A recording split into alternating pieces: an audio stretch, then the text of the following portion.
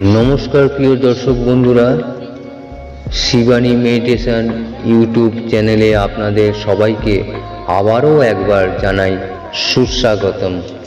আজকে আপনাদের সামনে একটি অত্যন্ত গুরুত্বপূর্ণ বিষয় নিয়ে আলোচনা করব, আর তা হলো শ্রীকৃষ্ণের মতে গরিব দুঃখীকে বা কোনো পশু পাখিকে সাহায্য করে থাকলে বা দান ধর্ম করলে কি হয় সেই সম্পর্কে। বন্ধুরা, আপনি যদি কখনো কোনো গরিব দুঃখীকে বা কোনো পশু পাখিকে সাহায্য করে থাকেন, তাহলে এই ভিডিওটি থেকে আপনি জীবনের এক মহা মূল্যবান বিষয় সম্পর্কে জানতে পারবেন। বন্ধুরা, এই পৃথিবীতে বহু এমন মানুষ রয়েছেন যারা অন্যর দুঃখ কষ্ট দেখতে পারেন না এবং নিজের কথা না ভেবে নিঃস্বার্থভাবে মানুষ বা জীবজন্তুর সেবায় নিজেকে নিযুক্ত করেন, গরিব দুঃখীদের সাহায্য করেন, প্রয়োজনে মানুষের পাশে দাঁড়ান।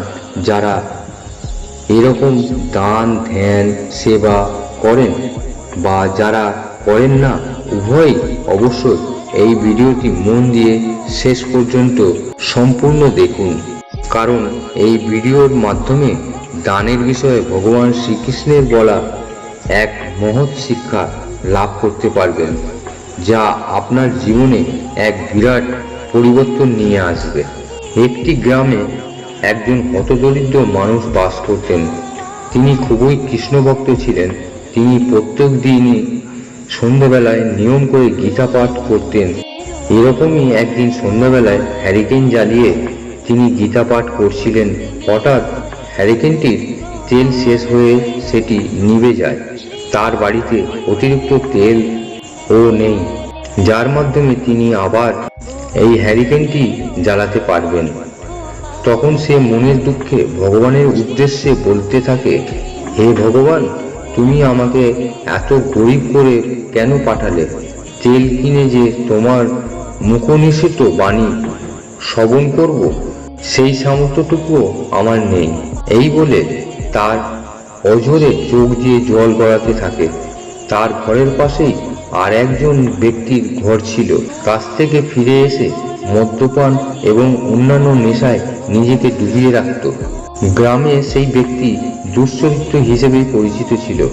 প্রত্যেক দিনের মতো মদ্যপান করা অবস্থায় সে যখন বাড়ি ফিরছিল, তখন সে দেখতে পেল তার পাশের ঘরটি সম্পূর্ণ অন্ধকার, কিন্তু ফুঁপিয়ে ফুঁপিয়ে একটা কান্নার আওয়াজ আসছে।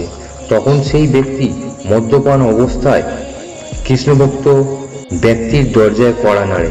হতদরিদ্র ব্যক্তিটি দরজা খোলার পর মাতাল ব্যক্তিটি জিজ্ঞাসা করে যে, তুমি এরকম ভাবে কাঁদছো কেন? উত্তরে হতদরিদ্র ব্যক্তিটি বলে যে, আমি এতই গরিব যে তেল কিনে গীতা পাঠ করব সেই সামর্থ্যটুকুও আমার নেই। মাতাল ব্যক্তিটি তখন বলল, তুমি কেঁদো না, তোমার জন্য আমি খুব শীঘ্রই এক টিন তেল নিয়ে আসছি। এই বলে সে সেখান থেকে চলে গেল।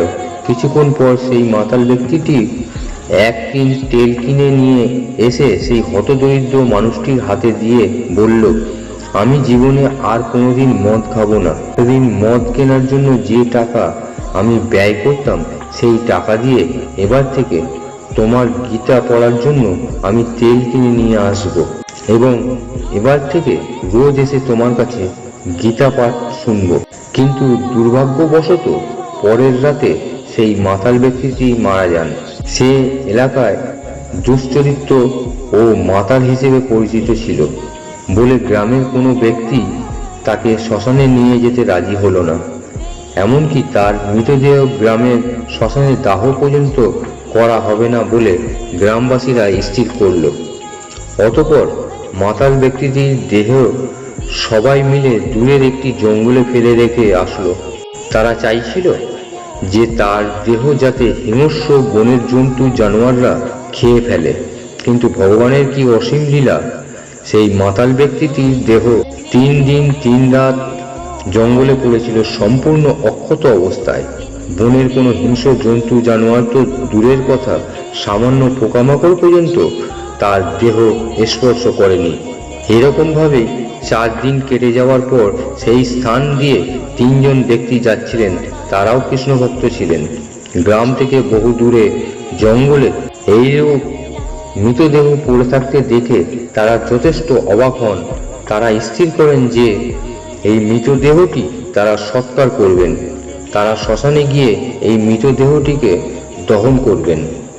ফলস্বরূপ তারা এই মৃতদেহটি জঙ্গল থেকে তুলে নিয়ে গেলেন শ্মশানে এবং সেখানে প্রথমে মৃতদেহটি স্নান করানোর পর দহন কার্য শুরু করলেন।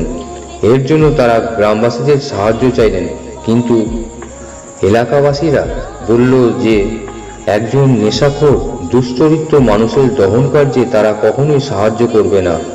তখন সেই 3 জন ব্যক্তির মধ্যে যিনি সব থেকে বয়স্ক তিনি গ্রামবাসীদের উদ্দেশ্যে বললেন, এই গ্রামের মধ্যে এমন কেউ কি নেই যে এই মৃত ব্যক্তির যে কোনো একটি ভালো কাজের কথা বলতে পারেন? তখন গ্রামবাসীদের মধ্যে থেকে একজন লোক হাত তুললেন। সেই লোকটি হলেন সেই দোকানদার যার কাছ থেকে মাতাল ব্যক্তিটি কেরোসিন তেল কিনে এনেছিলেন হতদরিদ্র মানুষটির জন্য। দোকানদার তখন বললেন, আমি এই ব্যক্তিটিকে বলতে শুনেছি যে জীবনে আমি অনেক পাপ কাজ করেছি, দেখি এই ভালো কাজের জন্য ভগবান আমায় ক্ষমা করতে পারেন কিনা। এরকম সময় একেবারে পিছন থেকে আরেকটি হাত দেখা গেল, আর হাতটি হলো সেই হতদরিদ্র মানুষটির হাত। মানুষটি তখন সবাইকে উদ্দেশ্য করে বলল যে আমি কাল রাতে একটা স্বপ্ন দেখেছি। আমার গীতা পাঠ করার জন্য যে আমাকে তেল কিনে দিয়েছিল সেই ব্যক্তি বিষ্ণু লোকে অর্থাৎ বৈকুণ্ঠ লোকে প্রবেশ করেছে। সেই মাতাল ব্যক্তির সামান্য দান তার সমস্ত পাপ থেকে তাকে উদ্ধার করল।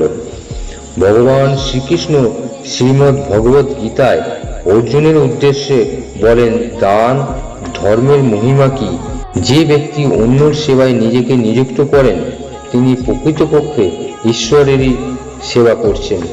ভগবানের কৃপা তার ওপর সর্বদাই বর্ষিত হয়। সকল জীবের মধ্যেই ঈশ্বর বিরাজমান। তাই আমাদের সকলকে নিঃস্বার্থভাবে সকল জীবের সেবা করা উচিত। শাস্ত্রে বলা হয়েছে, সেবাই হলো পরম ধর্ম। পারলে আপনজনদের উদ্দেশ্যে শেয়ার করবেন। আজ এই পর্যন্ত। নমস্কার, ধন্যবাদ। হরে কৃষ্ণ কৃষ্ণ কৃষ্ণ হরে হরে।